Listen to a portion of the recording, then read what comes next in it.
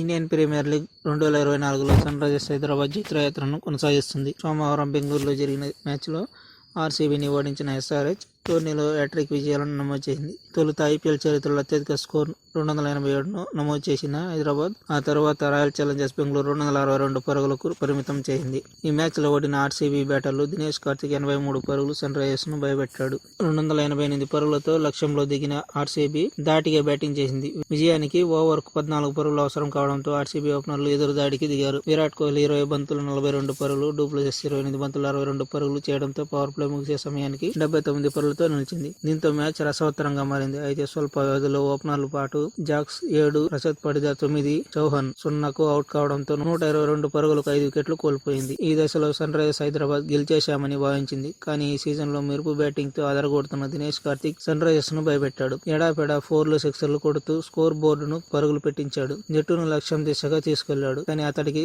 సహకరించేవారు లేకపోవడంతో సాధించాల్సిన run rate భారీగా పెరిగిపోయింది. చివరకు 35 బంతులు 83 పరుగులు చేసి అనంతరం దినేష్ కార్తిక్ అవుట్ అయ్యాడు. అనుజ్ రావత్ 25 పరుగులు, మహిపాల్ 19 పరుగులు చేయడంతో చివరకు రాయల్ ఛాలెంజర్స్ బెంగళూరు 262 పరుగులు చేసింది. విజయానికి 25 పరుగుల దూరంలో ఆగిపోయింది. అంతకు ముందు బ్యాటింగ్ చేసిన సన్ రైజర్స్ 287 పరుగులు చేసింది. Opener Travis head 102, ఎర్నిచ్ 67, Abdul Samad 10 బంతులు 37 పరుగులు చేశాడు. ఈ మ్యాచ్ల ద్వారా సన్ రైజర్స్ హైదరాబాద్ ఐపీఎల్ చరిత్రలోనే అత్యధిక స్కోరు నమోదు చేసింది. ఈ సీజన్ లో ఆ జట్టే ముంబై ఇండియన్స్ పై 277 పరుగులు చేసింది. ఈ మ్యాచ్ లో దాన్ని బ్రేక్ చేసింది.